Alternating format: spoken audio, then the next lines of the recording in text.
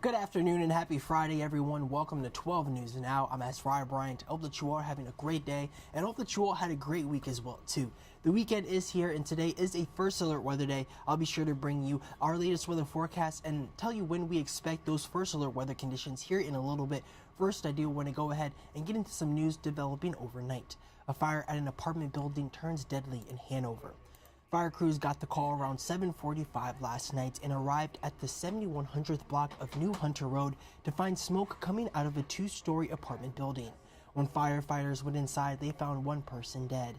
The fire was under control by 8 and the cause is under investigation. We'll be sure to bring you the latest on air and online once we get more information. And South Africa accuses Israeli leaders of showing genocidal intent towards Palestinians in Gaza as lawyers outline the country's case at the International Court of Justice. One lawyer representing South Africa described Gaza as a moral failure and the first live-streamed genocide in history. Despite the horror of the genocide against the Palestinian people being live-streamed from Gaza to our mobile phones, computers, and television screens, the first genocide in history where its victims are broadcasting their own destruction in real time in the desperate, so far vain hope that the world might do something.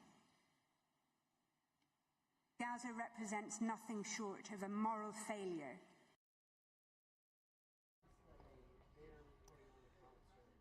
Israel has responded to those claims by saying there was no intent on destroying the Palestinians in Gaza.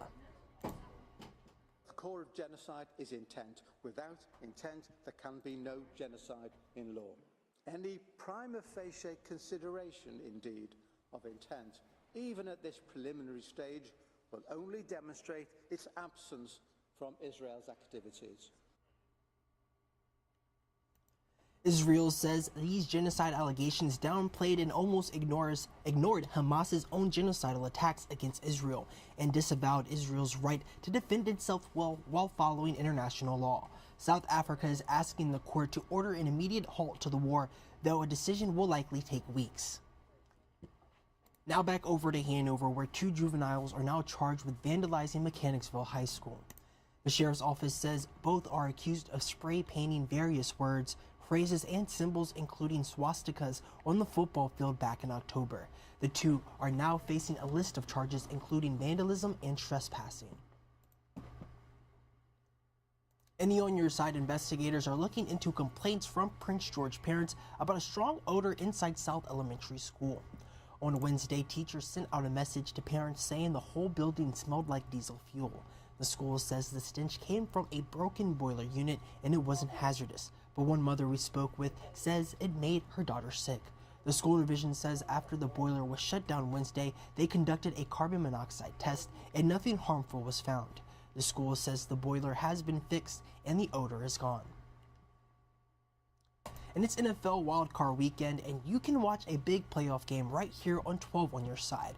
Go ahead and take a look at your screens. The first matchup is Saturday between the Cleveland Browns and the Houston Texans. Coverage starts at 3 p.m. here on 12 On Your Side.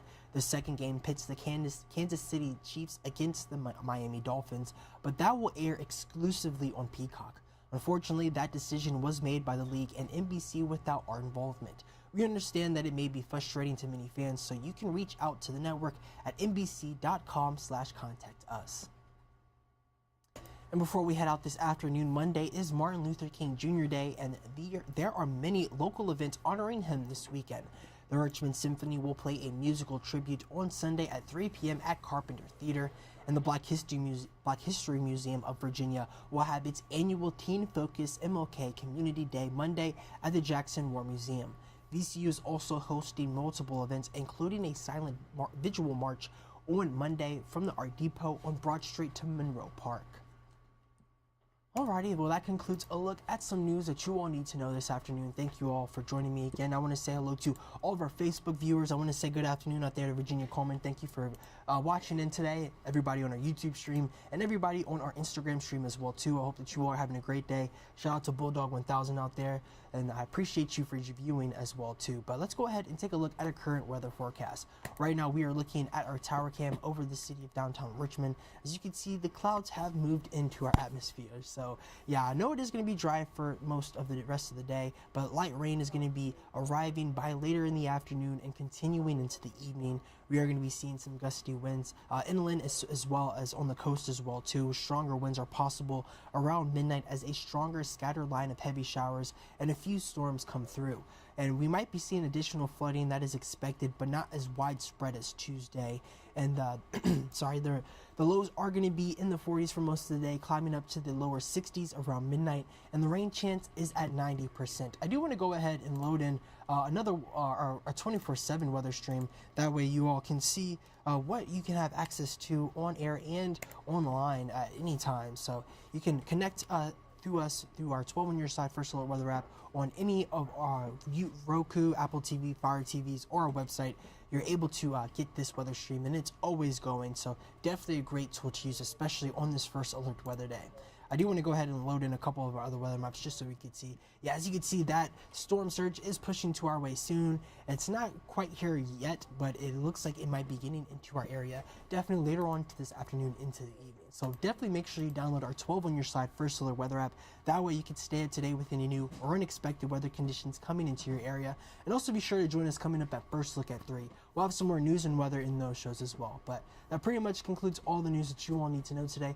Thank you all again for joining me. I hope that you all are having a great day out there and a great week as well too.